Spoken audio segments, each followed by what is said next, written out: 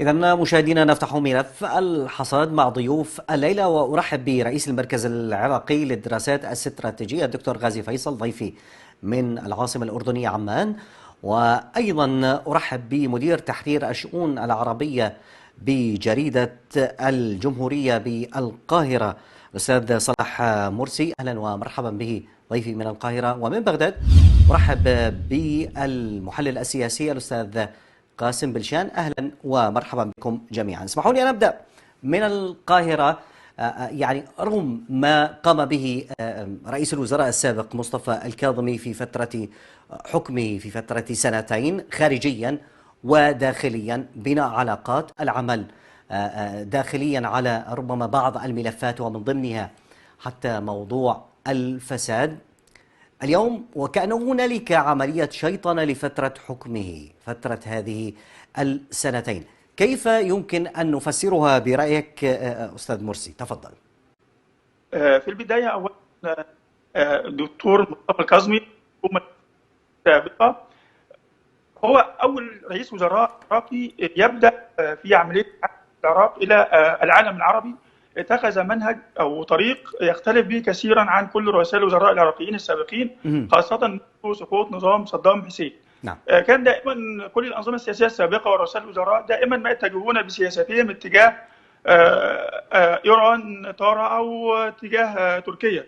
معظمهم كان يبعد كثيرا عن حضني العربي أو العالم العربي، ولكن منذ أن تولى رئيس الوزراء الأسبق الدكتور مصطفى الكاظمي اتخذ لنفسه سياسة وهي عودة العلاقات العربية للعراق، وذلك للتأكيد على أن أمن العراق واستقراره لن يكون إلا بالتعاون مع العالم العربي. بداية هو بدأ هذه، لم يتخذ مجرد قرارات أو سياسة عادية، ولكنه بدأ التنسيق مع مصر ومع الأردن، وذلك من خلال نظام اللي هو الشام الجديد الذي تطور فيما بعد وعرف باسم قمة بغداد أو مؤتمر بغداد. نعم. والذي كان يكون في الأساس على التحالف بين مصر أو التعاون بين مصر والعراق والمملكة الأردنية بهدف استثمار العلاقات واستثمار المواقع. هذا جميل، لكن ما بعد هذه الإنجازات أو ما بعد ربما هذه التحركات الحكومية في فترة حكمه، الحكومة التي جاءت بعدها وكأن هناك عملية شيطنة للفترة السابقة،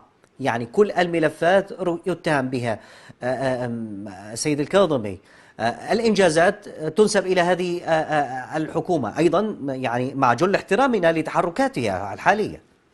هذا كيف يفسر برأيك؟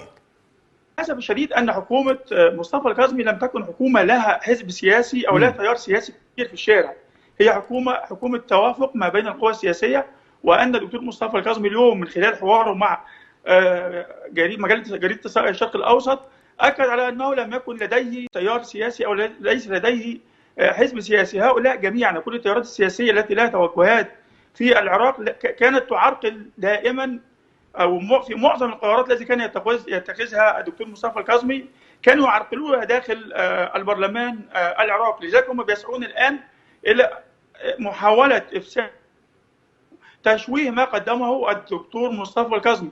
يعلم الجميع في العراق وفي العالم العربي أن هذه الحكومة كان لها دور يعني نشط ودور قوي، والجميع يعرف هذا الدور بأنها هي من استطاعت إعادة العراق أخرى إلى علاقته مع العالم العربي. هو سيدفع ثمن هذه السياسة، وكنت أتوقع هذا منذ فترة طويلة بأنه لن يستطيع الاستمرار في هذه الحكومة، لأنه بيتخذ طريق أو اتجاه بيختلف إلى حد كبير مع القوى السياسية الموجودة في دولة العراق. نعم. اسمح لي أن أستعرض باقي الآراء وأنت إلى القاهرة من جديد، وإليك يعني أستاذ صلاح. نتحدث عن العلاقات الدولية التي بنيت أساسها في أيضا فترة حكم السيد الكاظمي. واحدة من مبادئ عملية يعني نجاح هذه العلاقات هو إبعاد ربما السلاح والفصائل وما إلى ذلك من تهديد دول جوار العراق في المنطقة.